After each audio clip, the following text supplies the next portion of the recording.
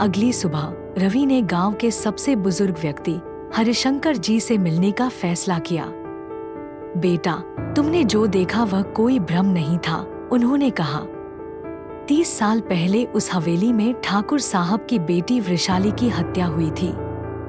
ठाकुर ने उसकी जबरदस्ती शादी तय की थी, लेकिन वो एक नौकर से प्रेम करती थी। जब ठाकुर को यह पता चला तो उसने गुस्से में आकर वृषाली को कमरे में बंद कर दिया और आग लगा दी। रवि सन्न रह गया। हरिशंकर जी बोले, उस दिन से उस हवेली से उसकी चीखें आती हैं। उसकी आत्मा अब तक मुक्ति नहीं पाई। रात को रवि को सपना आया। वृषाली खड़ी थी, वही चेहरा, वही आंखें, और वह कह रही थी, मुझे आजाद करो, मेरा सच बाहर लाओ। रवि ने तय किया कि वह उसकी आत्मा को शांति देगा। उसने हवेली जाकर कमरे का ताला तोड़ा।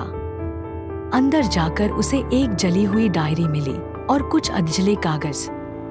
उसने गांव के पंडित जी से बात की। पंडित बोले, अगर वृषाली की अंतिम इच्छा पूरी कर दी जाए, यानी उसके प्रेम को दुनिया के सामने लाया जाए, तो उसकी आत्मा को मुक्ति मिल सकती है। डायरी में वृषाली की आखिरी एंट्री थी, मैंने केवल प्रेम किया, गलती नहीं। मेरा गुनाह इतना बड़ा था क्या कि मुझे जिंदा जला दिया गया। रवि ने वह डायरी गांव के पंचायत में सभी के सामने पढ़ी। पूरे गांव को पहली बार वृषाली की सच्चाई का पता चला। लोग स्तब्ध थे।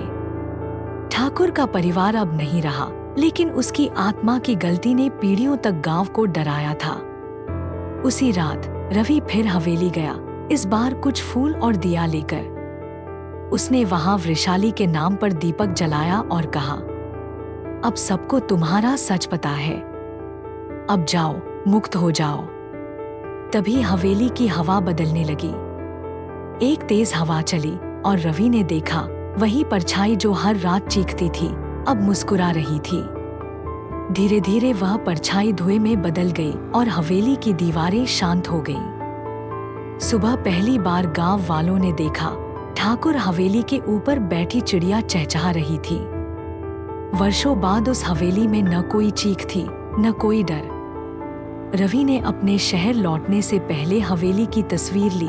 अब वो वीरान नहीं थी, बल्कि जैसे किसी का बोझ उतर चुका हो। कभी कभी आत्मा को शांति तब मिलती है जब कोई उसकी कहानी दुनिया को सुनाए। रवि ने वृषाली की आवाज सुनी, उसकी सच्चाई बताई और उसकी परछाई की चीख को हमेशा के लिए शांत कर दिया।